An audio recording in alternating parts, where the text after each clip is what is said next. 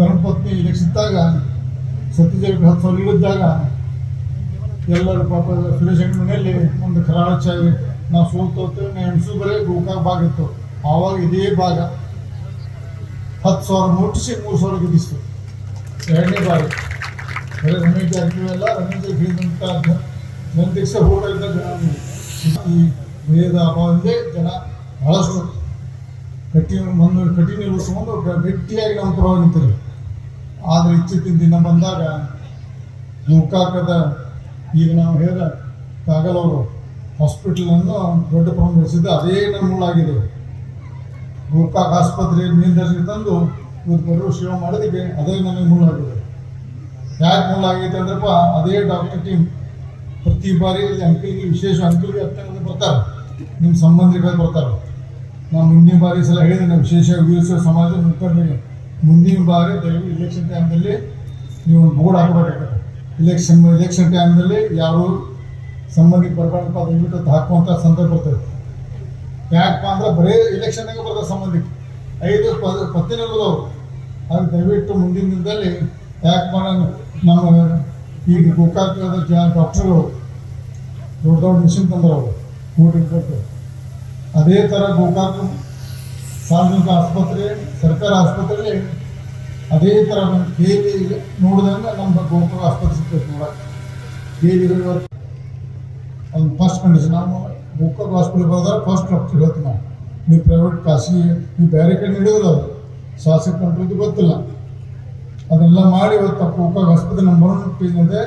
ಮುಂದಿನ ದಿನದಲ್ಲಿ ಗೋಕಾಕದ ಒಂದು ಮೆಡಿಕಲ್ ಕಾಲೇಜ್ ಇರ್ಬೋದು, ಇಂಜಿನಿಯರಿಂಗ್ 62,000 ಕೋಟಿ ಅಥವಾ 70,000 ಕೋಟಿ ಹೋಗ್ತದೆ ಎಲ್ಲ ಸ್ಕೀಮ್ಗಳಿಗೆ. ಈ ಗ್ಯಾರಂಟಿ ಕೊಡ್ತಾರಲ್ಲ 70,000 ಕೋಟಿ ಹೋಗ್ತದೆ. ಆದರೆ ಸನ್ಮಾನ್ಯ ಸಿದ್ದರಾಮಯ್ಯ ಅವರು ಮುಖ್ಯಮಂತ್ರಿ ಮತ್ತು ಆರ್ಥಿಕ ಮಂತ್ರಿ ಇದರಿಂದ ಅದ್ರ 2 ಪಟ್ಟು ಟ್ಯಾಕ್ಸ್ ಮಾಡಿಸಿದ್ದಾರೆ. ಅವ್ರು ಏನು ಗ್ಯಾರಂಟಿ ಕೊಡ್ತಾರಲ್ಲ ಅದ್ರ 2 ಪಟ್ಟು ಇರಿಸಿ ಅದೇನು ಗ್ಯಾರಂಟಿ ಅಭಿವೃದ್ಧಿ ಕುಂಠಿದಾಗ ಕೊಡೋದು ಆ ಸುಳ್ಳು ಪ್ರಚಾರದ ಅಭಿವೃದ್ಧಿ ಗ್ಯಾರಂಟಿನ ಸ್ಕೀಮ್ನಿಂದ ರಾಜ್ಯ ಸರ್ಕಾರ ಅಭಿವೃದ್ಧಿ ಕುಂಠಿದ ಸುಳ್ಳು ಆ ದುಡ್ಡು ಎಲ್ಲಿ ಹೊಂಟಿನ ಅಂತ ಒಂದು ರಾಜ್ಯ ಜನತೆ ಗಂಭೀರ ಚಿಂತನೆ ಮಾಡಬೇಕಾಗಿದೆ. ಯಾಕಂದರೆ ಗ್ಯಾರಂಟಿ ಸ್ಕೀಮ್ ಡಬಲ್ ಟ್ಯಾಕ್ಸ್ 2 ವರ್ಷ ಡಬಲ್ ಟ್ಯಾಕ್ಸ್ ಸರ್. ಮತ್ತು 3ನೇ ಬಜೆಟ್ ನಾಳೆ ಬಂತು ಫೆಬ್ರವರಿಲಿ. ಮತ್ತು ಅವ್ರಿಗೆ ಟ್ಯಾಕ್ಸ್ ಅಂತ ಗೊತ್ತಿಲ್ಲ.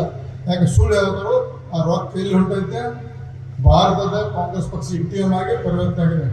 ಕಾಂಗ್ರೆಸ್ ಪಕ್ಷದ ATM ಆಗಿ ರಾಜ್ಯ ಸರ್ಕಾರದ ಖಜಾನೆ ATM ಆಗಿ ಪರಿವರ್ತನೆ ಆಗಿದೆ. ಅದಕ್ಕೆ ನಾವು ದಯವಿಟ್ಟು ಈ ಸಂದರ್ಭದಲ್ಲಿ ನಾವು ಭಾರತೀಯ ಜನತಾ ಪಕ್ಷದ ನಾಯಕರು ಎಲ್ಲ ಕೂಡಿಕೊಂಡು ಇವತ್ತು ಭಾರತೀಯ ಜನತಾ ಪಕ್ಷ ಮೂಲೆಯಲ್ಲಿ ನಾವು ಸಂಘಟನೆ ಮಾಡಿ ಮುಂದಿನ ದಿನದಲ್ಲಿ 28ಕ್ಕೆ ಆಗ್ತದೋ ಅದಕ್ಕೆ ಮೊದಲ ಗೊತ್ತಿಲ್ಲ. ನಮ್ಮ ಈಗ ಒಳ ಜಗಳನ್ನ ನಾವು ಮಾಡಿದ್ವಿ.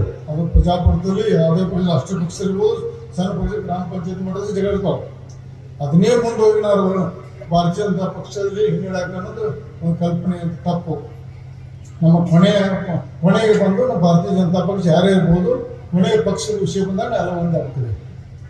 ಪಕ್ಷದ ಸಂಘಟನೆ ಬಂದಾಗ ನಾವು ಒಂದಾಗ್ತೇವೆ. ನಮ್ಮ ಜಗಳ ಬದಿವರ್ತಿ ನಮ್ಮ ಪಕ್ಷ ಸಂಘಟನೆಯಲ್ಲಿ ನಾವೆಲ್ಲ ಕೂಡಿಕೊಂಡು ಪಕ್ಷ ಕಟ್ತೇವೆ.